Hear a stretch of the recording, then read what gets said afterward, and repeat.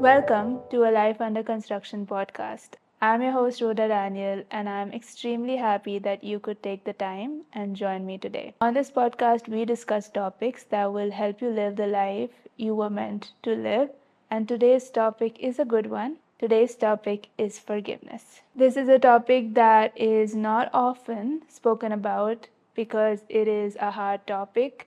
It is hard because there is a lot of emotions involved when it comes to forgiveness, but we're going to take the plunge.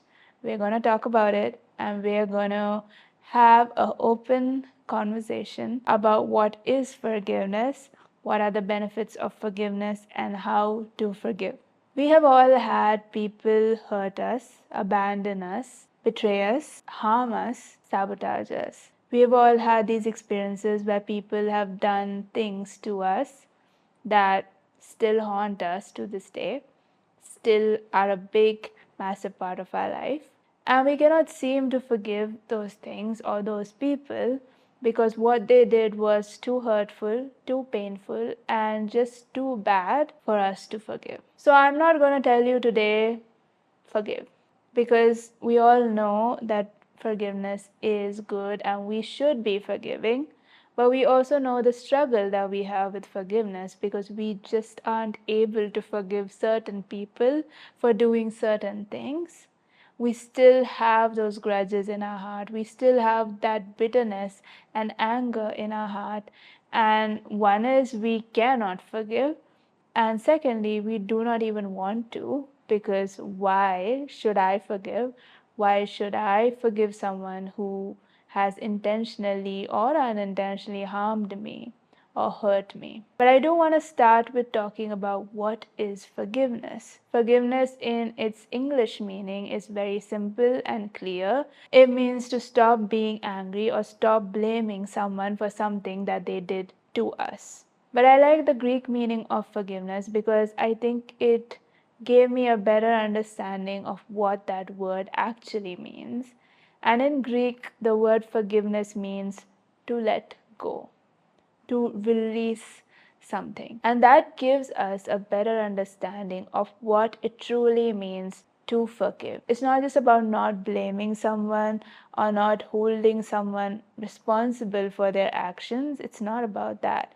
It's about letting go. It's about releasing our emotions relating to that matter and letting go of our thoughts relating to that person. There are many benefits of letting go of anger, of letting go of bitterness and resentment.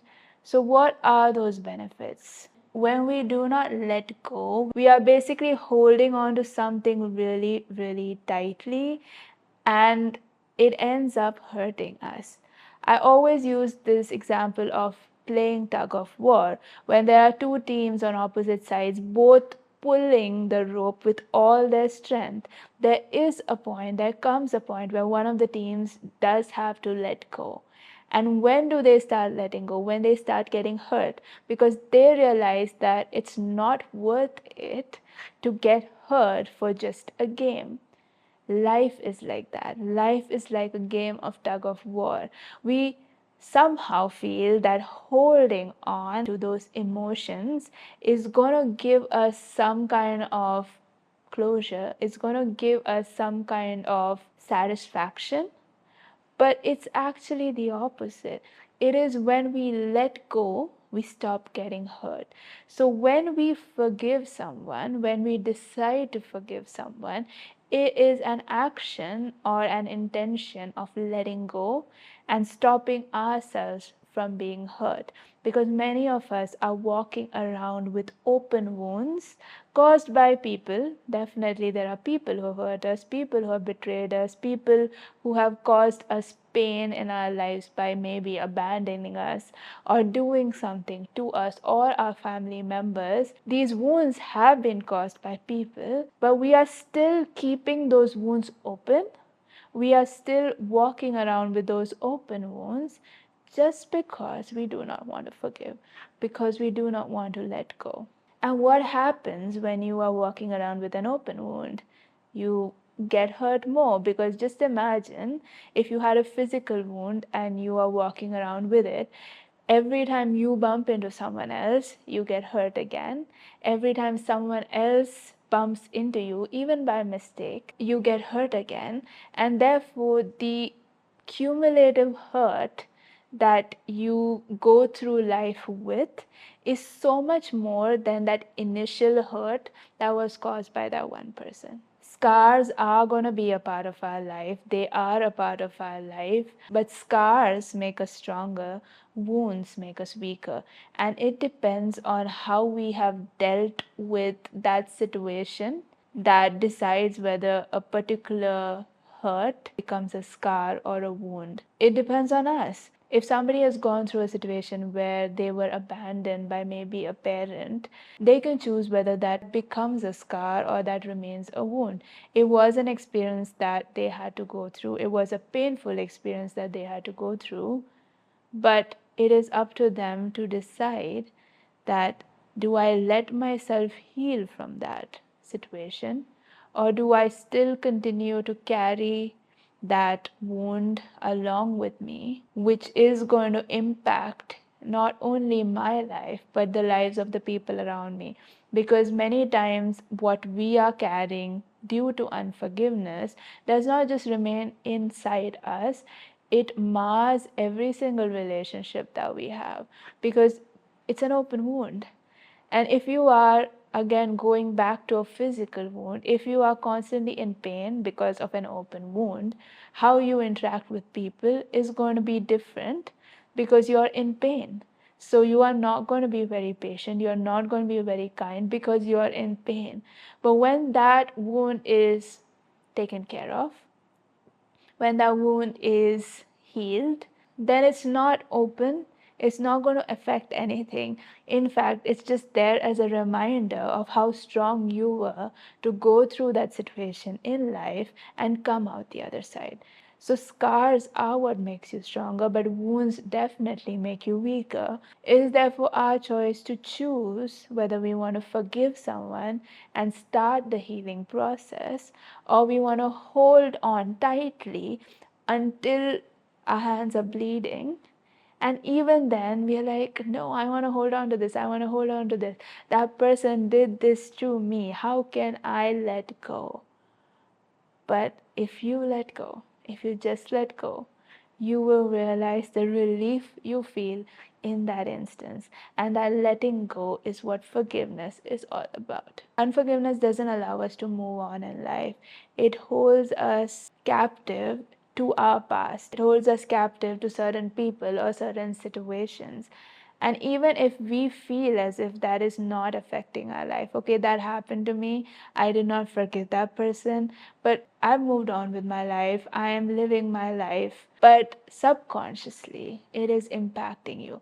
Because that anger, that resentment is still within us, and that manifests itself in so many different ways. We can have anxiety issues, we might have abandonment issues, we might have trust issues, just because we have not dealt with that emotion that is stemming from what someone did to us.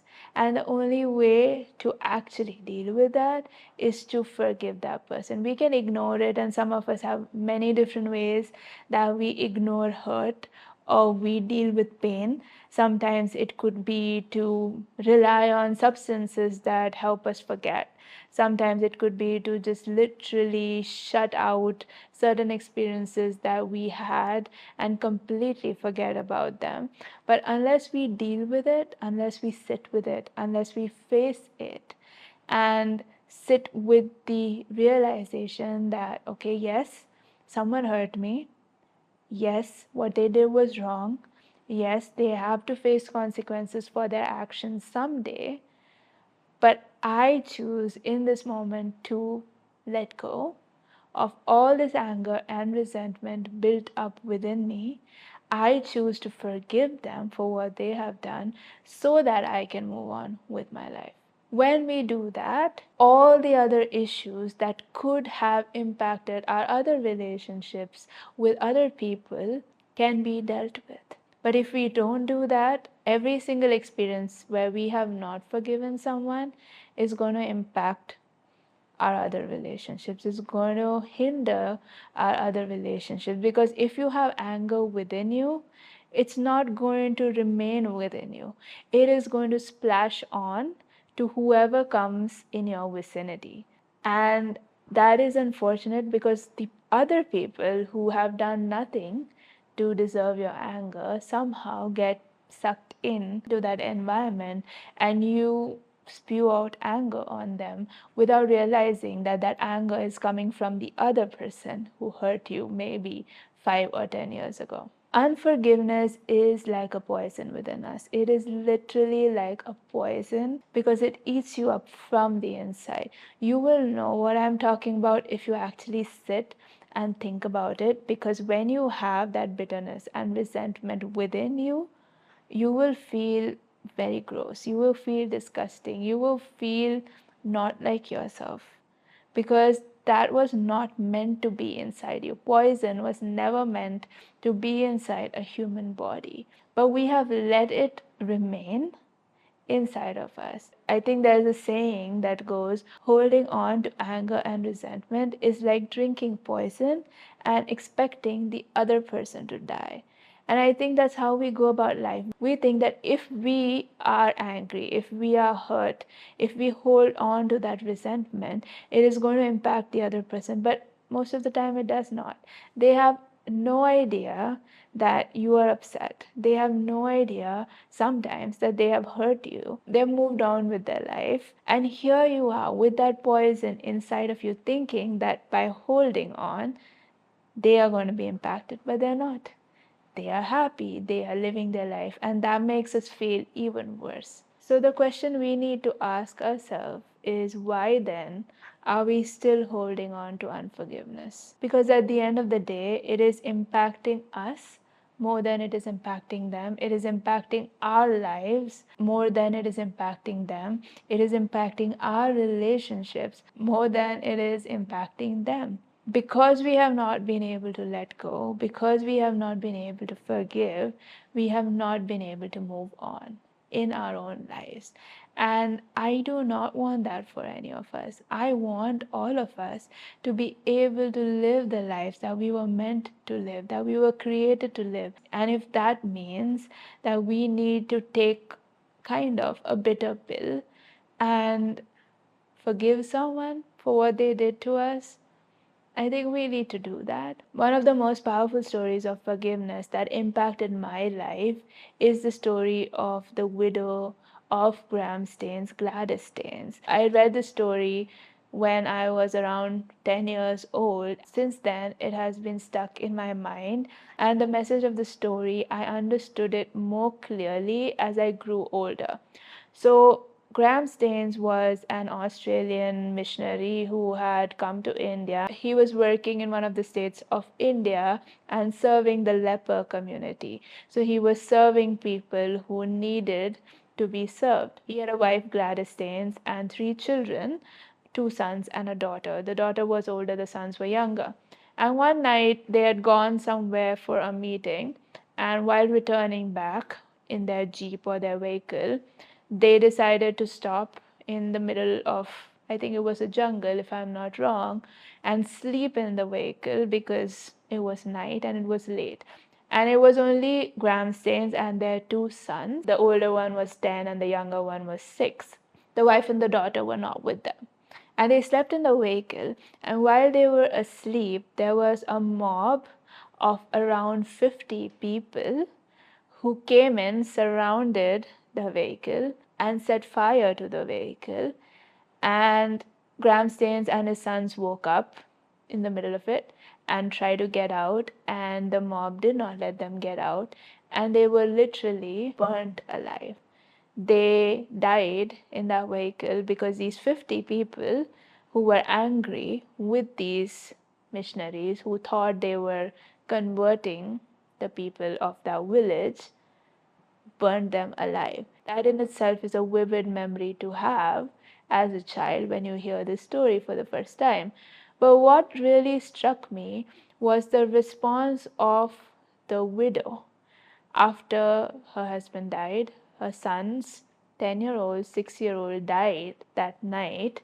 after she lost 3 members of her family, she made this statement to the media.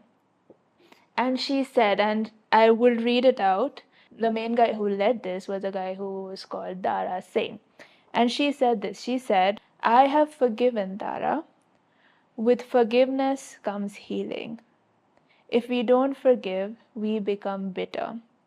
When we forgive, there is no bitterness and we live our lives." She was able to stand in front of media and make the statement when she just lost her husband and 2 children in a country that was not her own, in a country where they had come to serve the people of the country. Just imagine the emotions that she would have been going through, and yet she chose to forgive. And yet she chose to say that day that I forgive. She had every reason to hold on to anger against the man who instigated this, against the man who burned her husband and children alive. And yet she understood a very powerful truth, and that is, with forgiveness comes healing. And she knew that if she just let it go, if she just forgave him, she would be able to move on with her life.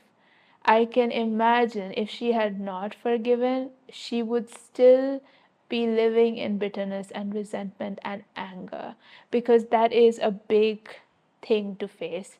Many of us might not face such drastic situations in our life, and yet she chose to forgive. Over the years, I have understood the power of forgiveness. I don't think I, like everybody else, naturally am prone to forgiveness. We're not.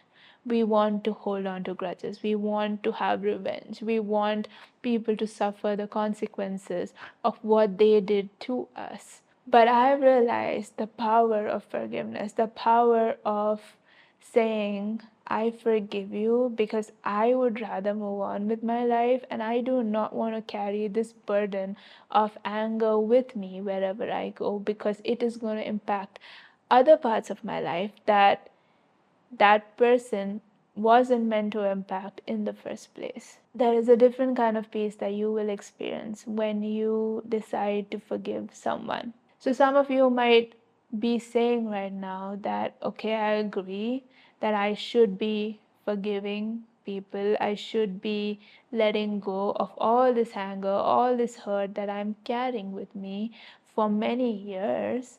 But how do I do that? Where do I start? And the starting point is just this. You start with setting aside your ego.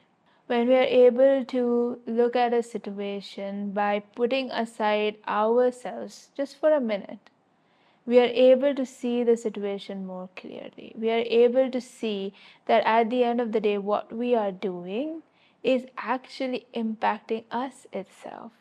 Going back to that example of a physical open wound. If we were in an accident and we were hit by a drunk driver and we have an open wound that needs to be attended to immediately, we are not going to say that I did not cause this wound, so I'm not going to go to the hospital. Even if the wound was caused by someone else, even if the fracture was caused by someone else, even if the injury was caused by someone else, if it is on my body, I'm going to go to the hospital, and I'm going to go to the best hospital possible to get treatment, regardless of who caused the injury. I think we need to view other hurts in the same way, regardless of who caused that hurt, who gave me that pain. I still need to deal with it. We sometimes wait for people to apologize to us, and we say that I will forgive them when they ask for forgiveness. But again, you are not going to wait for that drunk driver to come and ask for forgiveness for you to go and treat that wound. You are not going to wait, because you don't know whether he even will come and ask for forgiveness. Maybe he just hit you and ran. You don't know. So you are not going to wait for it, because it is your life that is more important in that moment. It is not important that he comes and apologizes. in the same way, when people betray us, when people hurt us, when people cause us pain or say something that affects us, it is not in our control to ask them to apologize for it. It is their choice. They can choose whether they want to apologize or not. It is in our control to take care of the effect of what they did. If they hurt us, it is in our control to heal that hurt, to heal that pain, to heal those thoughts that have come up because of what they have said. So why wait for somebody to apologize? You are never going to get closure. I think closure is an ideal situation. You don't always get closure. People do things to you, they move on, they've forgotten about what they've done. Sometimes they do not even know what they did until you tell them, and even then they would be like, I didn't realize that. I didn't intend to do that. So I think we shouldn't be waiting for somebody to come and apologize. If they do, great. That's just the cherry on top of the cake. But if they don't, you cannot sit around waiting for them to come and apologize. We also wait for justice to be served. We want people to face the consequences of their actions. Now, again, with this, we have limited control over justice. If it is something that we can go and file a complaint in a police station, we will obviously go and do that. But if you see even our country's justice system, the time it takes for justice to be served and the issues there are with that happening. There are people who are not meant to be in jail who are in jail. Those who are meant to be in jail are walking free. So even a justice system designed to bring perpetrators to justice fails. So I don't have control over making people face the consequences of their actions. Now, when I understand that, when I accept that, I'm not going to wait for them to face consequences to their actions. I am going to make sure that I still forgive them. I believe that at the end of the day, God is in control and God will make sure that people who do wrong face consequences to their actions. So that is not a burden that I want to carry because I'm not God and I cannot do it. The only thing that I can do is take back my life and ensure that that person who did harm me, who did hurt me, who did betray me, does not have control of my life anymore. We also need to understand sometimes that hurt people hurt people. People who hurt us often do it out of some area of brokenness in their own lives. They are going through something. And if we are able to have compassion, even when we don't feel like it, we are able to see that they did it because they were going through something. They did it because they were facing their own demons. They did it because they had their own issues to deal with. So when we are able to humble ourselves and accept that everyone's human, everyone makes mistakes, everyone is dealing with battles that we cannot see, we are able to be more forgiving to them, even if we do not understand why they did it. I think when we are able to understand that hurt people, we are more gracious in our lives with people. I'm not saying you should let people walk all over you and let them harm you and hurt you. We should have boundaries. We should be cunning as serpents, but also innocent as doves. So we need to know that if there are people who consistently continue to hurt us, whatever they are going through, we need to set a boundary and maybe not allow them back into our lives. But we still need to forgive them because just blocking them out is not forgiveness. Forgiveness is actually letting go and saying, I do not blame you for this, and I'm not going to hold anger in myself for what you did or what you said. One of the things that I'm still learning about forgiveness is to have an understanding and the belief that people can change. It's a little hard to do, but I've seen that in how my dad interacts with people. He'll give them input about what it is that they did wrong, and he will give them chances to change. He has a strong belief that people do change, and I think that comes down to having the innocence of doubts, where we say, yes, they did something wrong, but that is not going to be who they are for the rest of their life. If we are able to forgive them first, it is only then can we even think of giving them another chance. So be wise like a serpent. Don't give chances to people who've blown it multiple times, but do give chances to people who seem genuine, who genuinely made a mistake, who genuinely did not want to hurt you, who genuinely did not realize that they were hurting you. For those people, you can give them a chance because people can change. And defining them just on one mistake that they made once upon a time is not fair. At the end of the day, we always need to act better than we feel. And I touched upon it in my last podcast on emotions, but I think it applies here as well because there might be times that we don't feel like forgiving someone. We just don't want to. I don't feel like it. But we can choose to act in forgiving ways to begin with.